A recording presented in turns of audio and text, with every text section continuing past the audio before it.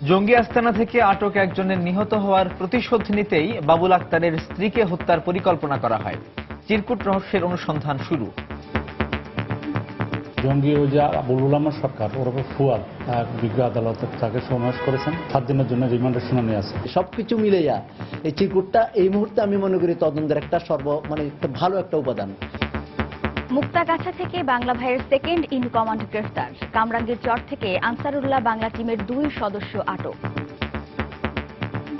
তারা দাওয়াতি কার্যক্রমের সাথে জড়িত এবং সেটা তারা স্বীকারও করেছে। বিপুল অর্থের প্রয়োজন হয়, সেই অর্থ সংগ্রহের কাজটি তারা দীর্ঘদিন ধরে করে আসছিল। দেখছিলেন প্রধান শিরোনাম। দুপুরের সময় আপনাদের সঙ্গে আছি সাজিদ রাজু এবং আমি ওয়াহিদা স্বপ্না। এবার অন্যান্য শীর্ষ সংবাদ। জয়পুরহাটে ইউপি চেয়ারম্যান হত্যা মামলার 2 আসামি গুলিতে নিহত। পুলিশ বলছে বন্দুকযুদ্ধ, পিস্তল ও গুলি উদ্ধার। ঈদে ঘরমুখ মানুষের যাত্রা নির্বিঘ্ন করতে রেলওয়ের প্রস্তুতি সম্পন্ন। এবারও থাকছে বিশেষ ট্রেন। অগ্রিম টিকিট প্রত্যাশীদের ভোগান্তি কমাতে নানা উদ্যোগ। রাজধানীর বিপণী বিতানগুলোতে ধীরে ধীরে জমে উঠছে কেনাকাটা। বিক্রেতারা বলছেন কেনার চেয়ে ক্রেতারা যাচাই বাছাই করছেন বেশি। প্রচারের অভাবে বাড়ছে না স্বেচ্ছায় রক্তদাতার সংখ্যা। আত্মীয় ও পেশাদারদের রক্ত অনেক ক্ষেত্রে পরীক্ষা হয় না সঠিকভাবে। সচেতনতা বাড়ানোর তাগিদ। এবং ফ্লোরিডায় সন্ত্রাসী হামলায় আহতদের পাশে প্রবাসী বাঙালিরা। $50,000 তহবিল গঠন। ধর্মের নামে এ ধরনের হত্যাকাণ্ডের বিরুদ্ধে সোচ্চার হওয়ার আহ্বান।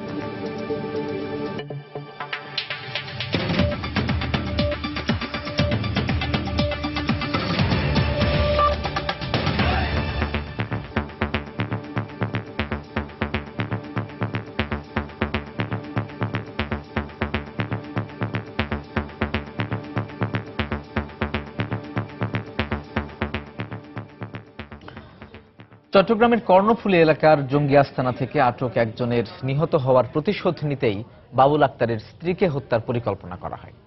জঙ্গিদের কাছ থেকে একটি চিরকুট ফাঁস হয়ে যাওয়ার পর নানা ধরনের তথ্য পেতে শুরু করেছে পুলিশ। বাবুল আক্তারের স্ত্রীকে প্রাণনাশের হুমকি সম্বলিত চিরকুট রহস্যের অনুসন্ধানও শুরু করেছে তারা। এদিকে চিরকুটটি উদ্ধারের পর এর লেখক জেএমবি সদস্য বুলবুল সরকারকে জিজ্ঞাসাবাদের জন্য আদালতে রিমান্ড আবেদন করেছে তদন্ত সংস্থা পিবিআই। বিস্তারিত কমলদের রিপোর্টে।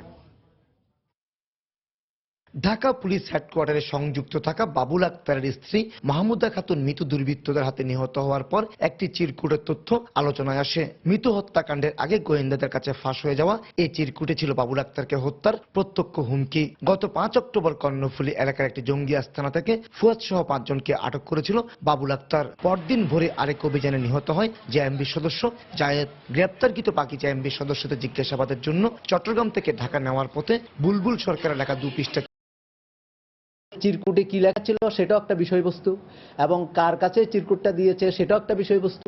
সবকিছু মিলাইয়া এই চিরকুটটা এই মুহূর্তে আমি মনে করি তদন্তের একটা একটা ভালো একটা উপাদান, এবং এটাকে ক্লু হিসাবে নিয়ে তদন্তকারী কর্মকর্তা যদি আগায় হয়তো এই হত্যা রহস্যের একটা কুলকিরানা পাওয়া যেতে পারে। এই অবস্থায় জেএমবি সদস্য বুলবুল সরকার ওরফে ফুয়াদকে 7 দিনের রিমান্ডের আবেদন জানিয়েছে পিবিআই। জঙ্গি বুলবুল আহমদ সরকার ওরফে ফুয়াদ থেকে একটি বাগুড়িয়া থানায় একটি হত্যা মামলায় সমাবেশ দেখানো হয়েছে। বিজ্ঞ আদালতে তাকে সমাবেশ করেছেন। 7 দিনের জন্য রিমান্ডের শুনানি আছে। গোয়েন্দাদের কাছে ফাঁস হয়ে যাওয়া 2 পৃষ্ঠার এই চিরকুটটিতে পুলিশি অভিযানে জায়েদ নিহত হয় এর প্রতিশোধ নিতে আহ্বান জানানো হয়, কিন্তু জঙ্গিরা বাবুল আক্তারের উপর হামলা চালাতে ব্যর্থ হয়। এই অবস্থায় তার মনোবল ভাঙতে তার স্ত্রীকে হত্যা করা হয়েছে বলে ধারণা করছে গোয়েন্দারা। তাই জঙ্গিদের এই ধরনের চিরকুট চালাচালি বন্ধ করতে কঠোর ব্যবস্থা নেওয়ার কথা বলছেন এই নিরাপত্তা বিশ্লেষক। নিরাপত্তার একদম যেটা সবচেয়ে বেশি হাই স্কেল যেটা বা হাই অ্যালার্ট নিরাপত্তা যেগুলি নেওয়া হয় সেটা নেওয়া উচিত। কারণ এই ধরনের চিঠি চালাচালির মাধ্যমে তারা তাদের যেসব টার্গেট আছে সেগুলোকে যেমন সেগুলো নিউট্রালাইজ করার সুযোগ পাবে, অন্যদিকে তাদের নিজেদের মধ্যে আরো বেশি তাদের নিজেদের সংগঠিত করার একটা সুযোগ সৃষ্টি হয়। গত রোববার নগরের জিইসি এলাকায় গুলি এবং ছুরিকাঘাতে হত্যা করা হয় পুলিশ কর্মকর্তা বাবুল আক্তারের স্ত্রী মিতুকে। কমল দে, সময় সংবাদ, চট্টগ্রাম। রাজধানীর কামরাঙ্গীর চরে গোপন বৈঠকের সময় আনসারুল্লাহ বাংলা টিমের 2 সদস্যকে গ্রেফতারের দাবি করেছে ঢাকা মহানগর গোয়েন্দা পুলিশ। দুপুরে ডিএমপির মিডিয়া সেন্টারের সংবাদ সম্মেলনে নবগঠিত কাউন্টার টেরোরিজম ইউনিটের প্রধান জানান, গ্রেফতারকৃতরা সংগঠনের জন্য অর্থ ও নতুন কর্মী সংগ্রহের দায়িত্বে নিয়োজিত ছিল। তিনি আরো বলেন, বর্তমান সময়ে দেশে একের পর এক হত্যার মাধ্যমে অস্থিতিশীল পরিস্থিতি সৃষ্টির যে চেষ্টা চলছে তার সঙ্গে জঙ্গি সংগঠনগুলোর পাশাপাশি কিছু রাজনৈতিক নেতাও যুক্ত রয়েছেন। খান মোহাম্মদ রুমেলের রিপোর্ট। সাম্প্রতিক সময়ে দেশে একের পর এক টার্গেট কিলিং এর জন্য নিষিদ্ধ উগ্রবাদী সংগঠন আনসারুল্লাহ বাংলা টিম ও জেএমবিকে দায়ী করছে আইন শৃঙ্খলা রক্ষা বাহিনী। এই প্রেক্ষাপটে জঙ্গি দমনে শুক্রবার মধ্যরাত থেকে বিশেষ অভিযানের নামে পুলিশ। সেই বিশেষ অভিযানের ধারাবাহিকতায় কামরাঙ্গীর চর থেকে মুজাহিদুল ইসলাম ও আরিফুল ইসলাম সোলাইমানি নামে এই জঙ্গি দলের 2 সদস্যকে গ্রেফতারের দাবি গোয়েন্দা কর্মকর্তাদের। তাদের কাছ থেকে চাপাতি ও উগ্রবাদী বই উদ্ধার করা হয়। গ্রেফতারকৃতদের বিরুদ্ধে কামরাঙ্গীর চর থানায় সন্ত্রাস দমন আইনে মামলা করা হয়েছে। তারা সরাসরি কোনো হত্যাকাণ্ডে যোগদান করেছে এরকম কোনো তথ্য না দিলেও আমরা জানি যে তারা দাওয়াতি কার্যক্রমের সাথে জড়িত এবং সেটা তারা স্বীকারও করেছে। স্লিপার সেলে যারা কাজ করে এরা ফুল টাইম বেতন ভাতা পায়, সেই হিসাবে বিপুল অর্থের প্রয়োজন হয়। সেই অর্থ সংগ্রহের কাজটি তারা দীর্ঘদিন ধরে করে আসছিল। এক প্রশ্নের জবাবে গোয়েন্দা কর্মকর্তা বলেন, টার্গেট কিলিং এর মাধ্যমে দেশে একটি ভীতিকর পরিবেশ সৃষ্টির যে উদ্দেশ্যে কাজ করছে জঙ্গিরা, তার সঙ্গে কিছু রাজনৈতিক নেতার অপতৎপরতার মিল রয়েছে। আসলাম চৌধুরী নামক একজন ভদ্রলোক একটা দলের যুগ্ম মহাসচিব মোসাদের সাথে মিটিং করে এবং ইন্ডিয়াকে খেপিয়ে তোলার চেষ্টা করছিল যে এই দেশে মাইনরিটি কমিউনিটি অর্থাৎ হিন্দুদের উপর নির্যাতন করা হচ্ছে, তাদের হত্যা করা হচ্ছে এবং এরা সরাসরি হত্যাকাণ্ডে লিপ্ত। তো ফলে এই যে দুই পক্ষের চাওয়ার ভিতরে অনেকটা মিল রয়েছে। মাসখানেক আগে আনসারুল্লাহ বাংলা টিমের 6 জঙ্গির ছবি প্রকাশ করে যে বিজ্ঞপ্তি দেওয়া হয়েছিল তাদের কয়েকজনকে শনাক্ত করা হয়েছে বলেও জানান তিনি। খান মোহাম্মদ রুমেল, সময় সংবাদ, ঢাকা। এদিকে ময়মনসিংহের মুক্তাগাছা থেকে গরিবুল্লাহ নামে বাংলা ভাইয়ের সেকেন্ড ইন কমান্ডকে গ্রেপ্তারের দাবি করেছে পুলিশ। পুলিশ জানায়, ভোরে উপজেলার বিন্নাকুড়ি গ্রামে গরিবুল্লাহ আকন্দ অবস্থান করছে এমন সংবাদ পায় তারা। পরে মুক্তাগাছা থানার ভারপ্রাপ্ত কর্মকর্তা আবু মোহাম্মদ ফজলুল করিমের নেতৃত্বে অভিযান চালায় পুলিশ। এ সময় গরিবুল্লাহকে হাতে নাতে গ্রেপ্তার করা হয়। তার বিরুদ্ধে মুক্তাগাছা থানায় হত্যা, বিস্ফোরক আইন ও জরুরি বিধিমালা সহ 4টি মামলা রয়েছে। এছাড়া গরিবুল্লাহ আকন্দ বাংলা ভাইয়ের ঘনিষ্ঠ সহকারী এবং আশ্রয়দাতা ছিল বলেও নিশ্চিত করেছে পুলিশ।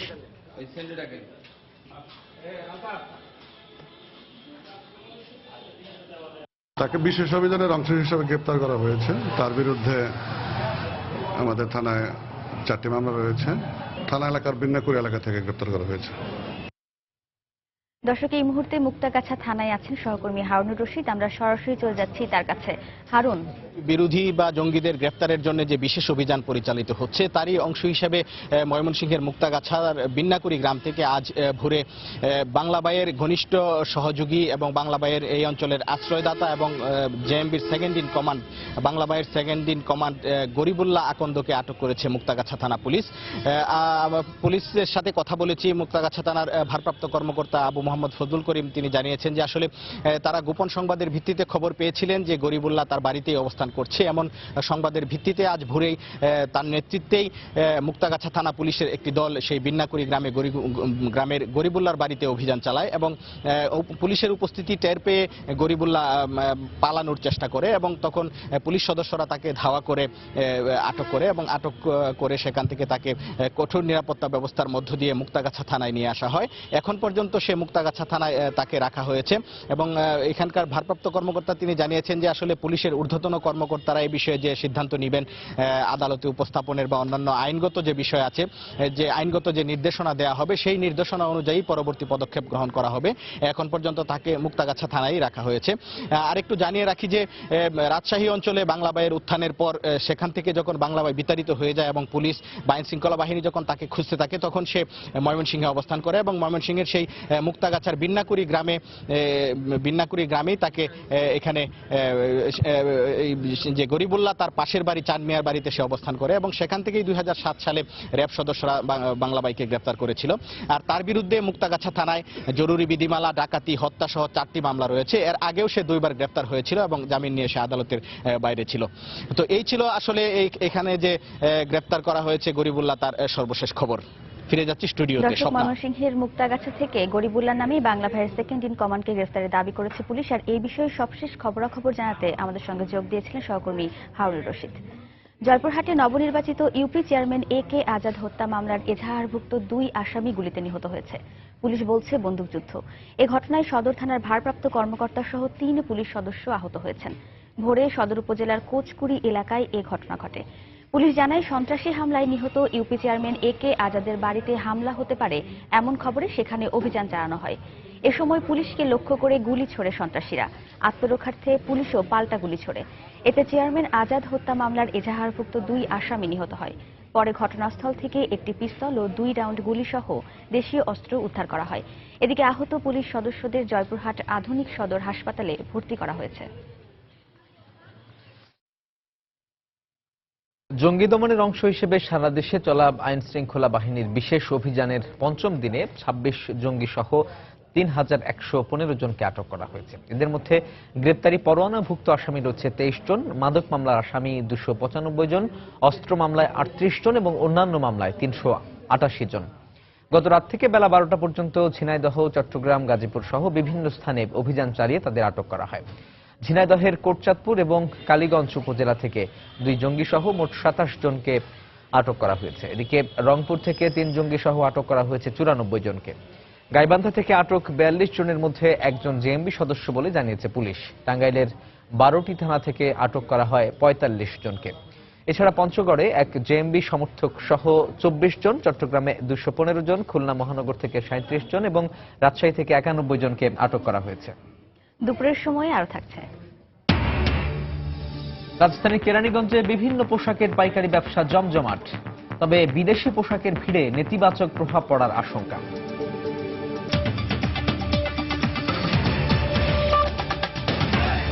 ঈদে ঘরমুখো মানুষের বাড়ি ফেরা নির্বিঘ্ন করতে যাবতীয় প্রস্তুতি সম্পন্ন করেছে বাংলাদেশ রেলওয়ে।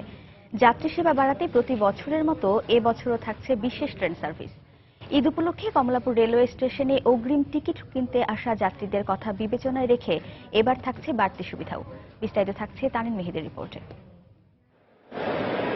ট্রেনের টিকিটের জন্য কমলাপুর রেলওয়ে স্টেশনের চিরচেনা এ দৃশ্য বছর ঘুরে আসে শুধু ঈদের সময়। কাঙ্ক্ষিত টিকিট প্রাপ্তি যেন যুদ্ধ জয়ের শামিল।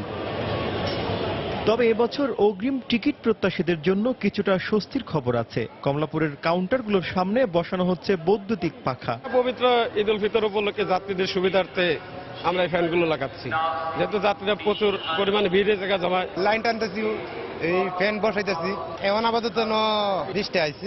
ছোটখাটো সংস্কারের পাশাপাশি শেষ হয়েছে প্ল্যাটফর্মগুলোতে সৌন্দর্য বর্ধনের কাজও। অসম্পূর্ণ কাজগুলো রয়েছে শেষ পর্যায়ে। রাতের কাজ হয়ে গেছে, এখন রঙের কাজ চলছে। রঙের কাম তো এই মাসটা ফুলফুলি চলবে আর কি, ঈদের আগে কমপ্লিট। অর্ধেক কাজ হয়ে গেছে, এখন অধিক দিকে কাজ চলে, পরে যাইব ওই টিকিট কাউন্টারের সামনে। যাত্রী সেবা বাড়াতে ঈদ মৌসুমে ঢাকা চট্টগ্রাম রুটে নতুন ট্রেন যোগ হচ্ছে বলে জানালেন কমলাপুরের স্টেশন ম্যানেজার। 9টার পরিবর্তে 8টায় টিকিট দেওয়া শুরু করব। আশা করি প্রতি বছরের মতো এবারও মানুষ লাইনে দাঁড়িয়ে সুষ্ঠুভাবে টিকিট সংগ্রহ করতে পারবে। 25 তারিখ থেকে একটা নতুন ট্রেন ঢাকা চট্টগ্রাম দিকে আমরা প্রবর্তন করে যাচ্ছি। আগামী 22 জুন থেকে রেলের অগ্রিম টিকিট বিক্রি শুরু হবে। তানিন মেহেদি, সময় সংবাদ, ঢাকা। পানি সম্পদ মন্ত্রণালয়ের বুড়িগঙ্গা নদী পুনরুদ্ধার প্রকল্প সহ ৩,৩26 কোটি টাকা ব্যয়ে 7টি উন্নয়ন প্রকল্পের অনুমোদন দিয়েছে জাতীয় অর্থনৈতিক পরিষদের নির্বাহী কমিটি একনেক। সকালে রাজধানীর শেরেবাংলা নগরে এনএসি সম্মেলন কক্ষে প্রধানমন্ত্রীর সভাপতিত্বে প্রকল্পগুলোর অনুমোদন দেওয়া হয়। এতে সরকারি তহবিল থেকে ব্যয় ধরা হয়েছে 2,971 কোটি টাকা। এর মধ্যে সবচেয়ে বড় পানি সম্পদ মন্ত্রণালয়ের বুড়িগঙ্গা নদী পুনরুদ্ধার প্রকল্পে ব্যয় ধরা হয়েছে 1,125 কোটি টাকা। আর স্থানীয় সরকার বিভাগের ঢাকা উত্তর সিটি কর্পোরেশনের অবকাঠামো উন্নয়ন প্রকল্পে ব্যয় ধরা হয়েছে 1,025 কোটি টাকা। এছাড়াও রয়েছে প্রতিরক্ষা মন্ত্রণালয়ের মিলিটারি ফার্ম আধুনিকায়ন প্রকল্প সহ আরও কয়েকটি উন্নয়ন প্রকল্প। দেশে অসচেতনতা ও যথার্থ প্রচারণার অভাবে স্বেচ্ছায় রক্তদাতার সংখ্যা বাড়ছে না। বছরে 9 লাখ ব্যাগ রক্তের চাহিদার বিপরীতে মিলছে 7 লাখ। এর মধ্যে 30% আসে স্বেচ্ছায় রক্তদাতাদের কাছ থেকে, বাকি 70% আসে আত্মীয় ও পেশাদার রক্তদাতাদের কাছ থেকে। আর এসব রক্ত সঠিকভাবে পরীক্ষা না হওয়ায় পরিসঞ্চালনের পর দেখা যায় নানা জটিলতা। ঘাটতি মেটানোর পাশাপাশি নিরাপদ রক্ত পরিসঞ্চালনের জন্য স্বেচ্ছায় রক্তদাতার সংখ্যা বাড়ানোর কোনো বিকল্প নেই বলে অভিমত বিশেষজ্ঞদের। বিস্তারিত থাকছে ফেরদৌস লিপের রিপোর্টে। আকিব ও সাকিব দুই ভাই, দুজনই থ্যালাসেমিয়ায় আক্রান্ত। ৩-৪ সপ্তাহ পর পর তাদের 2 ব্যাগ রক্তের প্রয়োজন হয়, কিন্তু এই রক্ত জোগাড়ে হিমশিম খেতে হয় তাদের মাকে। আর সেই কথা বলতে গিয়ে কান্নায় কণ্ঠ জড়িয়ে আসে তার। যখন নিয়মিত একটা বাচ্চার জন্য ব্লাড চাওয়া হয়, একজন ডোনারের কাছে একজন চাইলাম বা আরেকজন বন্ধু বান্ধবের কাছে চাওয়া হয়, তখন অনেক অনুগ্রহ দেখায়, কিন্তু মানে অনেকেই বিরক্ত হয়। তারপরে কাছে হয়তো অনেকে কিছু বলতে পারে না, কিন্তু বোঝাতে যায়। এছাড়া তাৎক্ষণিক প্রয়োজনেও 1 ব্যাগ রক্তের জন্য অনেককে হন্যে হয়ে ছুটতে হয় দিক বিদিক। বিপদে একটু রক্ত দরকার, রক্ত নানান জায়গায় বিষাইতেছি, রক্তটা পাইতেছি না। বিভিন্ন জায়গায় আত্মীয় স্বজনের কাছে খুঁজছি, পাই নাই। পরে আপনার বিভিন্ন ইয়াতে গেছি, বাদন অফিসে গেছি, পাই নাই। বেসরকারি হিসেব মতে দেশে বছরে রক্তের চাহিদা 9 লাখ ব্যাগের মতো, আর চাহিদার বিপরীতে ঘাটতি থাকে 2 লাখের বেশি। অনেকে স্বপ্রণোদিত হয়ে নিয়মিত রক্ত দিয়ে থাকেন, তবে তার হার খুবই কম। যেখানে উন্নত এমনকি প্রতিবেশী ভারতে এর হার 65% উপরে। একটা মানুষের জীবন বাঁচানো অবশ্যই অনেক মহৎ কাজ, এবং পাশাপাশি হচ্ছে যে স্বেচ্ছায় গিয়ে রক্ত দেওয়ার পর হচ্ছে যে নিজের মধ্যে একটা পুলক অনুভব করি। স্বেচ্ছায় রক্তদানের ব্যাপারে মানুষের মধ্যে যে ধরনের সচেতনতা তৈরি হওয়া দরকার, যে ধরনের সাড়া পাওয়া দরকার, এবং সেইভাবে আসলে কাজ করা হয় না। উন্নত বিশ্বে আমরা স্বেচ্ছায় রক্তদাতার সংখ্যা সবচেয়ে বেশি। সংগ্রহীত রক্তের মধ্যে পেশাদার রক্তদাতাদের রক্ত সবচেয়ে বিপজ্জনক বলে অভিমত বিশেষজ্ঞদের। এডিক্ট যারা আছে, ড্রাগ এডিক্ট, তারাই তো পেট ডোনার। এগুলো কোনো ব্লাডে আপনার বিভিন্ন ডিজিজ যেগুলো আছে, hepatitis B, hepatitis C, syphilis, HIV, AIDS, এইসব ডিজিজে তারা সংক্রমিত থাকে। এছাড়া বিশেষজ্ঞরা বলছেন 120 দিন পর মানুষের পুরনো রক্তকণিকা মরে গিয়ে নতুন করে তৈরি হয়। তাই একজন স্বাভাবিক সুস্থ মানুষ প্রতি 4 মাস পর পর 1 ব্যাগ রক্ত দিতে পারেন। ফেরদৌস লিপি, সময় সংবাদ, ঢাকা। রাজশাহীতে এক যুবককে কুপিয়ে ও গলা কেটে হত্যা করেছে দুর্বৃত্তরা। ভোরে শহরের চণ্ডীপুর এলাকায় তাকে হত্যা করা হয়। এই ঘটনায় 2 জনকে আটক করা হয়েছে। নিহতের স্বজনরা জানান, একটি ওষুধের দোকানে সহকারী হিসেবে কাজ করতেন আপেল। গত রাতে সেহরি খাওয়ার জন্য দোকান থেকে বাড়ি ফিরছিলেন তিনি। বাড়ির কাছাকাছি পৌঁছলে দুর্বৃত্তরা তার উপর হামলা চালায়। তারা আপেলকে এলোপাতাড়ি কুপিয়ে পালিয়ে যায়। তার চিৎকারে স্বজন ও এলাকাবাসী ঘটনাস্থলে গিয়ে তাকে মৃত অবস্থায় দেখতে পায়। স্বজনরা জানান, মাস 2 আগে প্রতিবেশী আরিফের সঙ্গে কথা কাটাকাটি ও হাতাহাতি হয় আপেলের। এই ঘটনার জের ধরে তাকে হত্যা করা হয়ে থাকতে পারে বলে ধারণা স্বজনদের।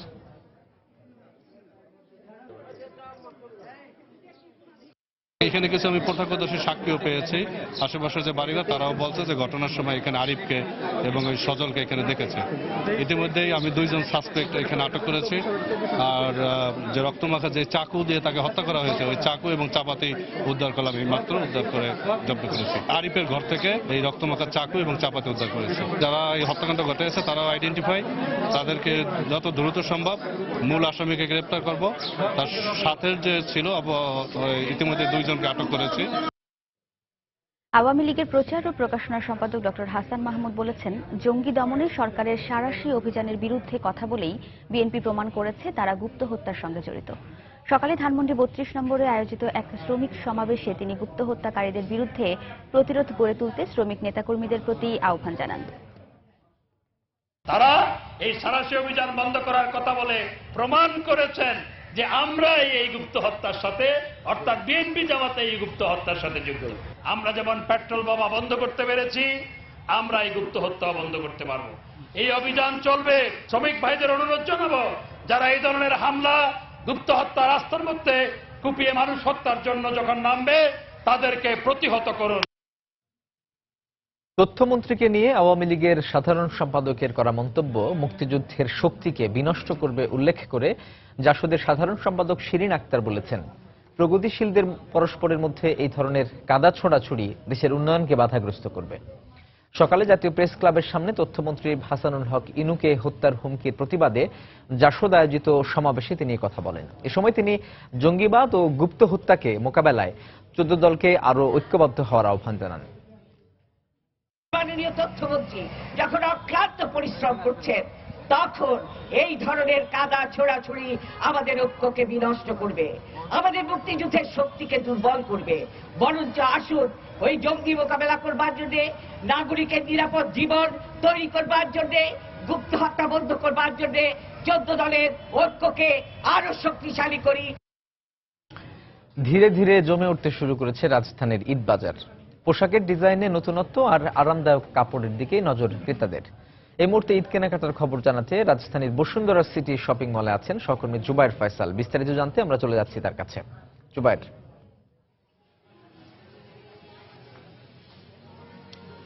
রাজু, ঈদ বাজারের খবরাখবর জানাতে আমি সকাল থেকেই রাজধানীর Dhanmondi elephant road new market এলাকা ঘুরে ঘুরে দেখছি এবং এই ধারাবাহিকতায় আমি এখন অবস্থান করছি রাজধানীর বসুন্ধরা সিটি শপিং কমপ্লেক্সে। এই অঞ্চলের মোটামুটি সবচেয়ে বড় শপিং কমপ্লেক্স এটি। আপনি যে লক্ষ্য করছেন যে আমি এখন একটি জুতার শোরুমে অবস্থান করছি। এই শোরুমটিতে নানা ধরনের জুতা আমরা দেখতে পাচ্ছি এবং ব্র্যান্ডেড আইটেম, যেমন বাংলাদেশে বেশ কয়েকটি ব্র্যান্ড এখন মোটামুটি সুপরিচিত বলা যায় দীর্ঘদিন থেকেই। বাটা অ্যাপেক্সের সাথে এখন রয়েছে বে এম্পোরিয়াম, তারপরে আপনার লোটো আছে, ওরিয়ন আছে। সবাই কিন্তু ঈদ উপলক্ষে তাদের যে নতুন নতুন ডিজাইন এবং মডেলের জুতা আনার ব্যাপারে কিন্তু সবাই মনোযোগী হয়েছেন। আমি আউটলেটের যেসব আউটলেট ম্যানেজার রয়েছেন, যে এই সব শপগুলো যারা ব্যবস্থাপনার কাজে রয়েছেন, তাদের সঙ্গে কথা বলেছিলাম। তারা যেটি জানাচ্ছেন যে ঈদ উপলক্ষে এবার শুরু থেকেই তারা বেশ ভালো ব্যবসা করেছেন এবং শেষ দিকে গিয়ে সেটি আরও ভালো হবে বলেই তাদের বিশ্বাস। যদিও আজকে মঙ্গলবার হওয়াতে এই অঞ্চলের মার্কেটগুলো বন্ধ থাকে আমরা আগেই জানিয়েছিলাম, সেক্ষেত্রে কিন্তু একটু ক্রেতার সমাগম একটু কম। সেই হিসেবে আরেকটি ব্যাপার যেটি লক্ষ্য করছি, জুতার ব্যাপারে যেটি আমরা ক্রেতাদের সঙ্গে কথা বলে জেনেছি যে বিক্রয়ত সেবা পাওয়ার ক্ষেত্রে এই ব্র্যান্ডের জুতাগুলোর কিন্তু কিছু সমস্যা রয়েছে এবং আগে যেমন 6 মাস 1 বছর বিক্রয়ত সেবা দিতেন এই জুতার যেসব শোরুমগুলো রয়েছে সেগুলোতেই পাওয়া যেত, সেগুলো কিন্তু ইদানিং একটু সংকুচিত হয়ে আসছে। এই ব্যাপারটি নিয়েও আমি কথা বলেছিলাম যারা আউটলেটের লোকজন রয়েছেন তাদের সঙ্গে। তারা বলছেন যে কিছু সীমাবদ্ধতা রয়েছে ঠিকই, যে কারণে তারা হয়তো দর্শকদের বা ক্রেতাদের কাঙ্ক্ষিত সেবাটি দিতে পারছেন না, কিন্তু তারা চেষ্টা করে যাচ্ছেন যে এটিকে আরো ডেভেলপ করার জন্য। যদিও এখন কিন্তু আসলে একটু ঝক্কি ঝামেলার কারণে অনেক ক্রেতাই আসলে একটি জিনিস কেনার পরে, একটি জুতা কেনার পরে সেটি কিন্তু আর নিয়ে আসতে চান না শোরুমগুলোতে। আরেকটি ব্যাপার যে আমি যেমন এখন অবস্থান করছি বাটাতে, এই বাটা শোরুমটার মধ্যেই কিন্তু কমপক্ষে 10 থেকে 12টি বিদেশি ব্র্যান্ডগুলোকে পরিচিত করানোর চেষ্টা করা হচ্ছে। আমরা দেখেছি যেমন ছেলেদের জুতার ক্ষেত্রে আপনি জানেন যে হাস পাপিস একটি ভালো ব্র্যান্ড হয়ে গেছে বাংলাদেশে। আরেকটি ব্যাপার যে মেয়েদের জুতার মধ্যে আছে লাইট অ্যান্ড ইজি, বাচ্চাদের যেসব জুতা রয়েছে তার মধ্যেও রয়েছে চিলড্রেন আইটেম রয়েছে তাদের, যেমন বাবল গামার্স।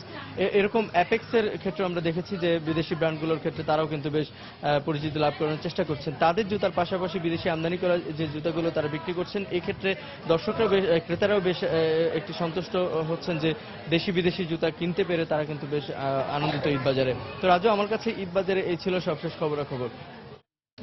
দর্শক, আজকের ঈদের কেনাকাটার খবর আমরা জানছিলাম আমাদের সহকর্মী জুবায়ের ফয়সালের কাছ থেকে। এদিকে আসন্ন ঈদ উদযাপনের প্রায় সব প্রস্তুতি শেষ হয়েছে বলে জানিয়েছে ধর্ম মন্ত্রণালয়ের ভারপ্রাপ্ত সচিব জালাল উদ্দিন। সকালে সচিবালয়ের সাংবাদিকদের এই কথা জানান তিনি। সচিব বলেন, ঈদের দিন দুর্যোগপূর্ণ আবহাওয়া না থাকলে সকাল 8:30টায় জাতীয় ঈদগাহ ময়দানে ঈদের প্রধান জামাত অনুষ্ঠিত হবে। তবে আবহাওয়া খারাপ থাকলে সকাল 9টায় জাতীয় মসজিদ বাইতুল মোকাররমে জামাত হবে বলেও জানান তিনি। প্রতিবারের ন্যায় আমাদের প্রধান জামাত অনুষ্ঠিত হবে জাতীয় ঈদগাহ ময়দানে সকাল 8:30টায়। যদি দুর্যোগপূর্ণ আবহাওয়া বা অন্য কোনো অনিবার্য কারণে জাতীয় ঈদগাহে সকাল 8:30টায় জামাত অনুষ্ঠিত না হয়, তাহলে সেই প্রধান জামাতটি জাতীয় মসজিদ বাইতুল মোকাররমে সকাল 9টায় অনুষ্ঠিত হবে। বাইতুল মোকাররম মসজিদে মোট 5টি জামাত অনুষ্ঠিত হবে।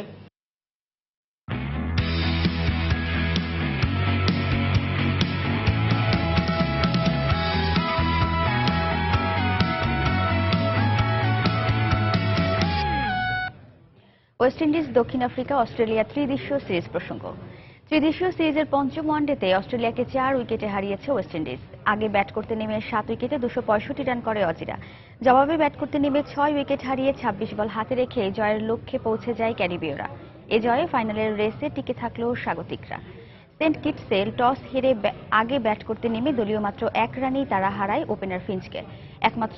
এক প্রান্ত আগলে রেখে ক্যারিয়ারের প্রথম সেঞ্চুরি থেকে মাত্র 2 রান দূরে থাকতে রান আউটের ফাঁদে পড়েন ওসমান খাজা।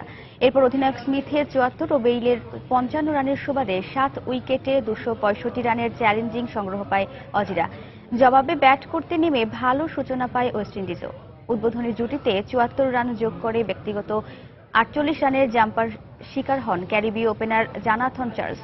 এরপর এক প্রান্তে আগলে ব্যাট করে যান ক্যারিবীয়দের টি-20 বিশ্বকাপ হিরো মার্লন স্যামুয়েলস। তার ৯২ রানের ইনিংসের ওপর ভর করে ২৬ বল হাতে রেখে জয় পায় স্বাগতিক West Indies.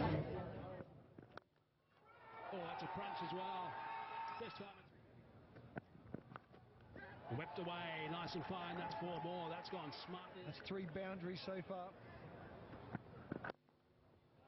And that one's eased away. Outfield spot. আর বলিস না, সে স্পিড, থামাথামির কোনো কাহিনী নাই। দেখ কি স্টাইল, পুরাই ড্যাশিং। ওয়াও, পারফরম্যান্স তো একেবারেই অলরাউন্ডার। চল একটা সেলফি তুলি। আরে সেলফি তুললে তো মনে হবে আয়নার সামনে দাঁড়িয়ে আছি। আর নেটের স্পিড তো বললামই, এক ক্লিকে ফেসবুকে আপ হয়ে যাবে। যারা হ্যান্ডসেট আর ইন্টারনেটে চান বেশি বেশি, তাদের জন্য রবি দিচ্ছে স্যামসাং গ্যালাক্সি জে সিরিজে ৭,০০০ টাকা পর্যন্ত সমমূল্যের বোনাস। সেরা ডিজিটাল এক্সপেরিয়েন্স রবি। পুলিশ কর্মকর্তা বাবুল আক্তারের স্ত্রী মৃত্যু হত্যার প্রতিবাদে ও দোষীদের দ্রুত বিচারের দাবিতে ব্রাহ্মণবাড়িয়ায় মানববন্ধন করেছে সাধারণ মানুষ। সকালে জেলা প্রেস ক্লাবের সামনে এই কর্মসূচি পালন করা হয়। এতে ব্রাহ্মণবাড়িয়ার নাগরিক কমিটি, জেলা পুলিশ, সম্মিলিত সাংস্কৃতিক জোট, ঘাতক দালাল নির্মূল কমিটি সহ অন্তত ৩০টি সংগঠনের নেতাকর্মীরা অংশ নেন। এ সময় তারা বলেন, দেশকে অস্থিতিশীল করতে জঙ্গি গোষ্ঠী পরিকল্পিতভাবে একের পর এক গুপ্ত হত্যা চালাচ্ছে। তারা নিজ নিজ অবস্থান থেকে এদের বিরুদ্ধে সচেতনতার পাশাপাশি সোচ্চার হওয়ার আহ্বান জানান।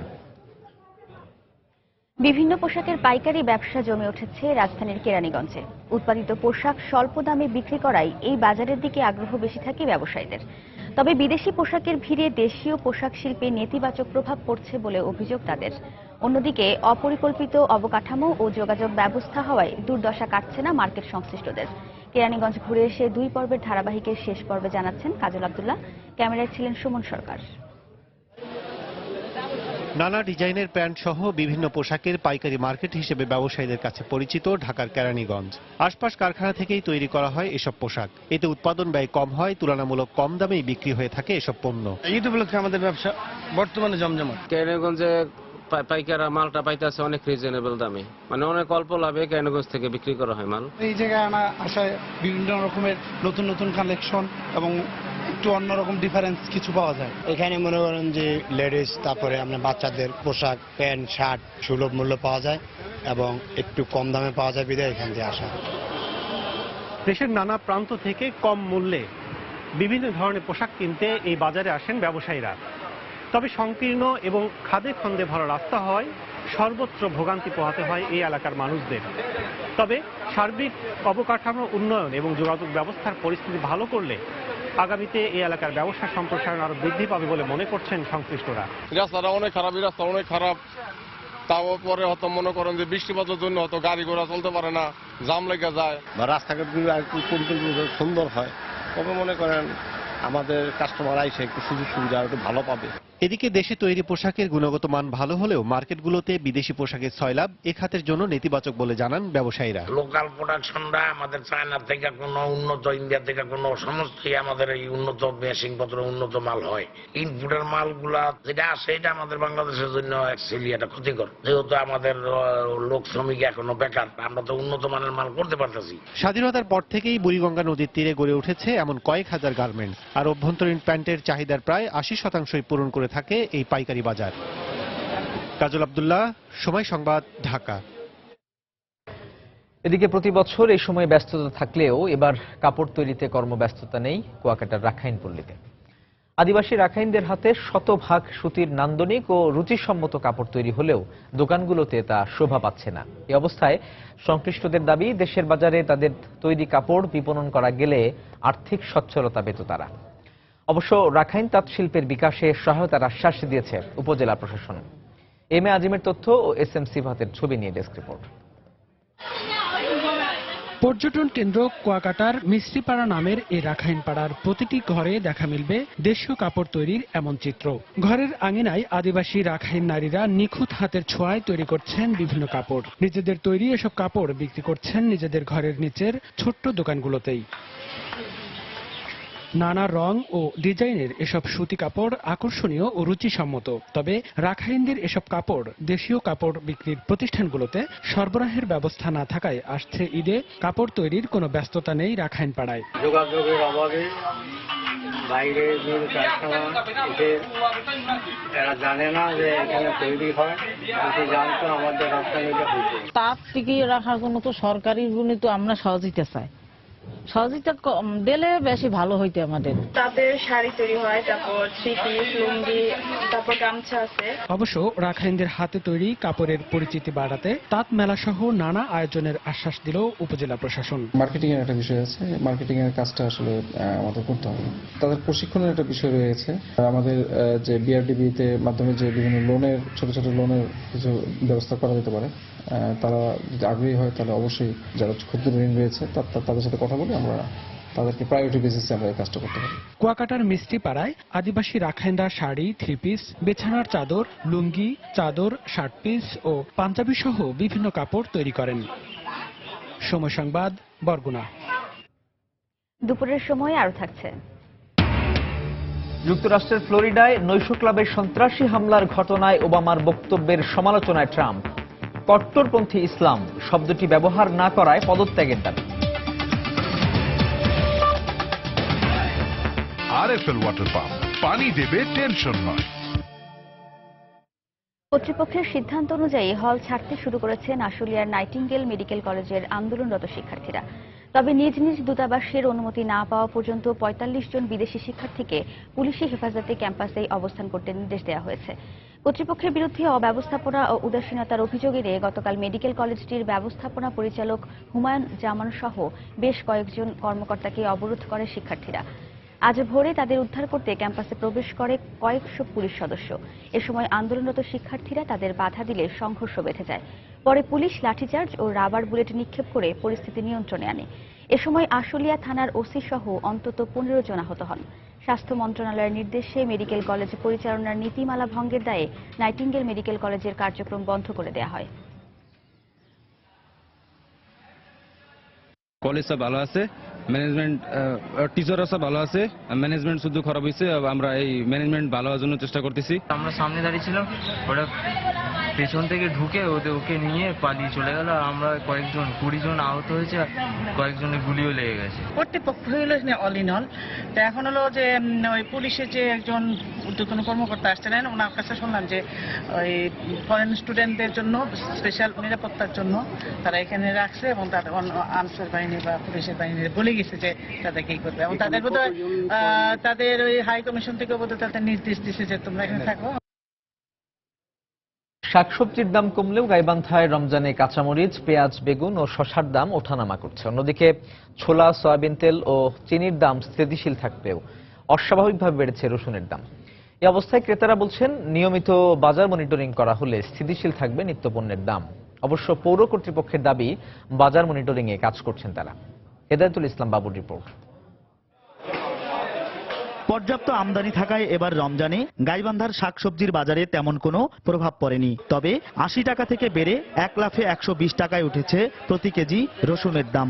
আর অস্থিতিশীল রয়েছে বেগুন, শসা, পেঁয়াজ ও কাঁচামরিচের দাম। ক্রেতারা বলছেন, রমজানে যেসব পণ্যের চাহিদা বেশি, প্রতি কেজিতে সেসব পণ্যের দাম বেড়েছে 5 থেকে 20 টাকা পর্যন্ত। প্রতিটা জিনিসের দামেই দেখা যাচ্ছে যে 5 থেকে 10 টাকা করে বেশি নিচ্ছে। এভাবে হুট করে বৃদ্ধি করা বা সিন্ডিকেট করা এগুলো মোটেই ঠিক না। ধান দাম যদি বেশি হয়েছে তো বাজার করে খাইতে সমস্যা হতো না, তা আমাদের সংসার তো অভাব আসবে। জেলা প্রশাসন, পৌরসভা কর্তৃপক্ষ এরা যদি জিনিসপত্রের দাম নির্ধারণ করে দেয় তাহলেই ক্রেতা সাধারণরা উপকৃত হবে। বিক্রেতাদের দাবি, সবজির বাজার নিয়ন্ত্রণে আছে, তবে আমদানি কম থাকায় কোনো কোনো পণ্যের দাম ওঠানামা করছে। সবজির আমদানি প্রচুর, সবজির দাম কম, কিন্তু রসুনের দাম বেশি। রসুন তো আমাদের এখানে আসে না। মাল এখন কম আসতেছে, চাহিদা বেশি, এর কারণে 4 টাকা 5 টাকা কেজিতে বেড়ে গেছে। মোটা বেগুনটার চাহিদা বেশি, সবার এটা লাগে এই বেগুনটা, এই জন্য এটা দাম বেশি। সেই হিসেবে অন্য অন্য রমজান আছে, এবার অনেক সবজির দাম কম। আর গাইবান্ধা পৌরসভার পক্ষ থেকে ইতিমধ্যে বাজার মনিটরিং এর কাজ শুরু করা হয়েছে বলে জানালেন মেয়র। পবিত্র রমজান মাস আসার আগেই আমরা কাঁচামালের দোকানদার, কসাই, যারা মাংস বিক্রেতা, তারপরে হোটেল রেস্তোরাঁ, সবাইকে ডেকে আমরা তাদের সাথে আলোচনা করেছি এবং আমরা প্রতিদিন বাজার মনিটরিং এর জন্য প্রতিদিনের মূল্য তালিকা আমরা সাইনবোর্ড দিয়েছি এবং সেখানে প্রতিদিন মূল্য তালিকা লেখা হচ্ছে। গাইবান্ধা শহরের 3টি বাজার ঘুরে দেখা গেছে গত রমজানে প্রতি কেজি ছোলা 40 টাকা দরে বিক্রি হলেও এবার 86 টাকা। প্রতি লিটার সয়াবিন তেল বিক্রি হচ্ছে 90 টাকায়, আর চিনির কেজি 54 থেকে 60 টাকা। হেদায়েতুল ইসলাম বাবু, সময় সংবাদ, গাইবান্ধা।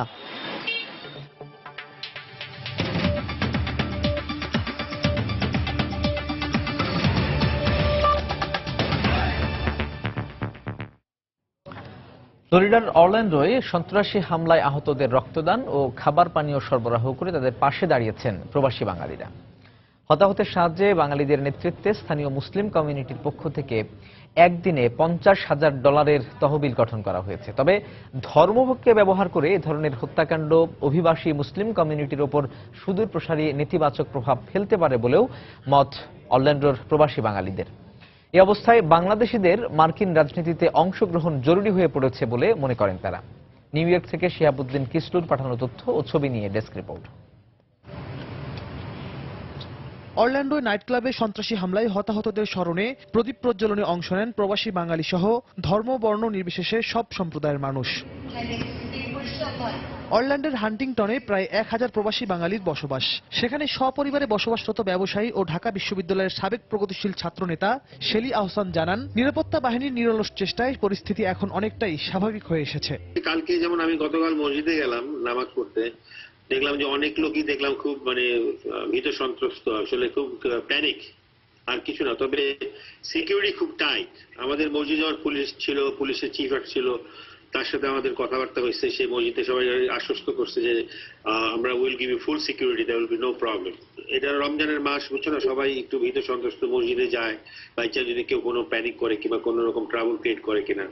তো anyway, everything is actually smooth right now. অরল্যান্ডোর সর্বপ্রথম বাঙালি ও মূলধারা রাজনীতিক MK হোসাইন হিটু জানান, এ ধরনের ঘটনার পরেও বিশেষ করে স্থানীয় প্রশাসনের অভূতপূর্ব সাহায্য সহযোগিতা পাচ্ছেন তারা। বাংলাদেশি কমিউনিটির সদস্যরাও আহতদের প্রতি রক্তদান সহ নানা ধরনের সহযোগিতার হাত বাড়িয়ে দিচ্ছেন বলেও জানান এই প্রবাসী। 9/11-এর পর থেকে আমাদের এফেক্ট করে।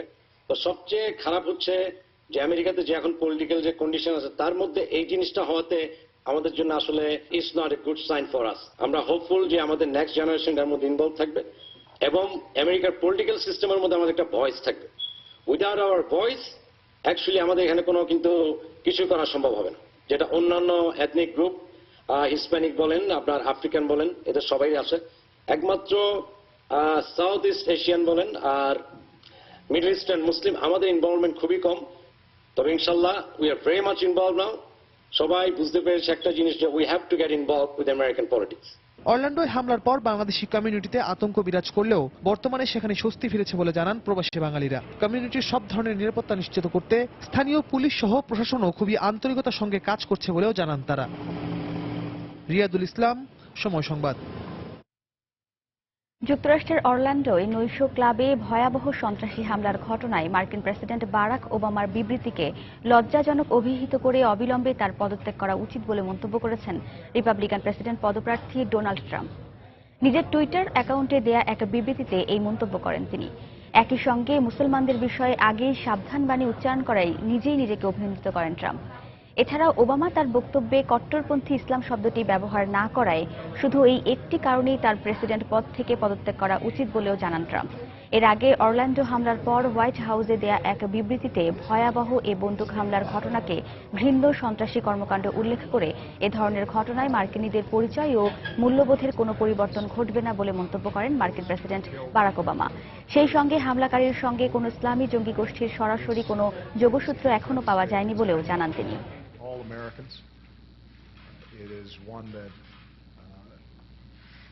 is particularly painful for the people of Orlando. We can say is that of those who've been killed. অরল্যান্ডোর নাগরিকদের সঙ্গে আমরা আছি এবং ভবিষ্যতেও সবসময় তাদের পাশে থাকব। এটি সকল মার্কিনীদের ওপর একটি ভয়াবহ হামলা। হামলাটি অরল্যান্ডোর নাগরিকদের ওপর চালানো হলেও আমাদের মনে রাখতে হবে, এই হামলা অরল্যান্ডোয় না হয়ে যুক্তরাষ্ট্রের অন্য যে কোনো জায়গায় ঘটতে পারত। সন্ত্রাসী হামলার বিষয়টি মাথায় রেখেই আমরা এই ঘটনার তদন্ত করছি।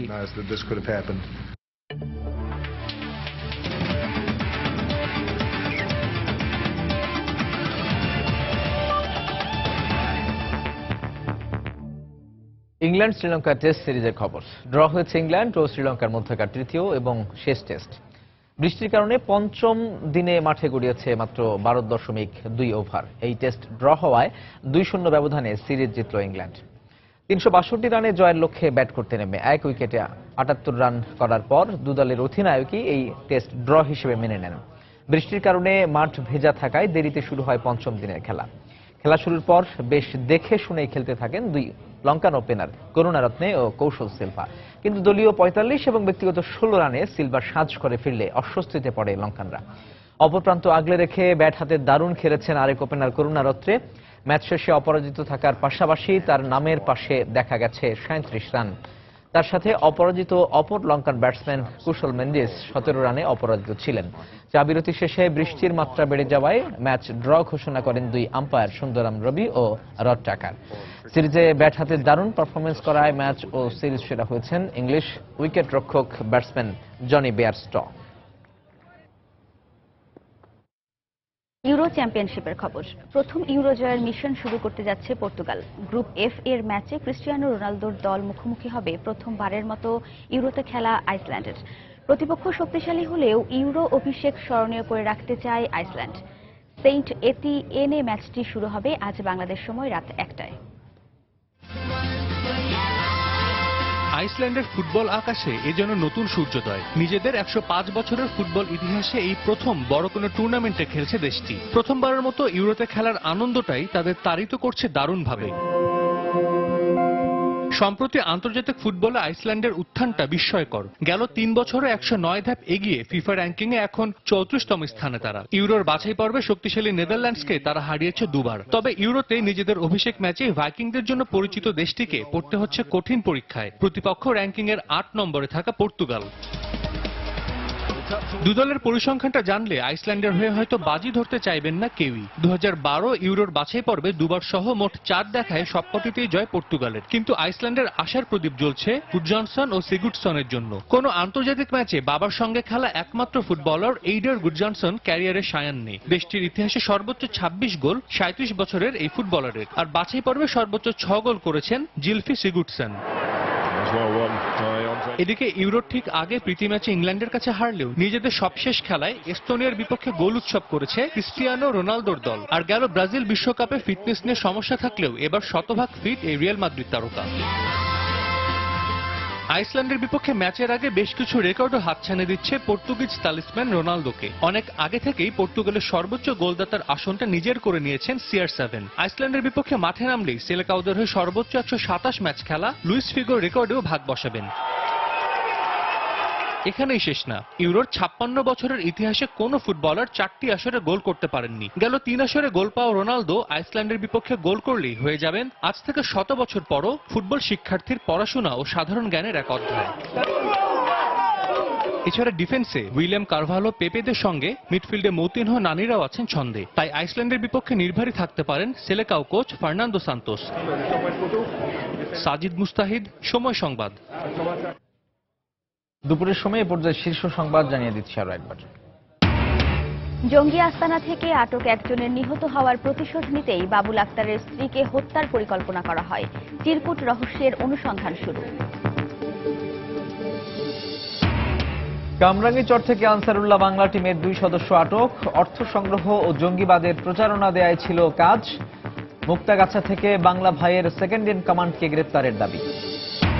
ঈদে ঘরমুখ মানুষের যাত্রা নির্বিঘ্ন করতে চলছে রেলওয়ের প্রস্তুতি। এবারও থাকছে বিশেষ ট্রেন। অগ্রিম টিকিট প্রত্যাশীদের ভোগান্তি কমাতে নানা উদ্যোগ। প্রচারের অভাবে বাড়ছে না স্বেচ্ছায় রক্তদাতার সংখ্যা। আত্মীয় ও পেশাদারদের রক্ত অনেক ক্ষেত্রে পরীক্ষা হয় না সঠিকভাবে, সচেতনতা বাড়ানোর তাগিদ। এবং ফ্লোরিডায় সন্ত্রাসী হামলায় আহতদের পাশে প্রবাসী বাঙালিরা। $50,000 তহবিল গঠন। ধর্মের নামে এ ধরনের হত্যাকাণ্ডের বিরুদ্ধে সোচ্চার হওয়ার আহ্বান। এই ছিল দুপুরের সময়। যে কোনো খবর পেতে ভিজিট করুন সময়নিউজ.tv। আর সঙ্গেই থাকুন সময়ের।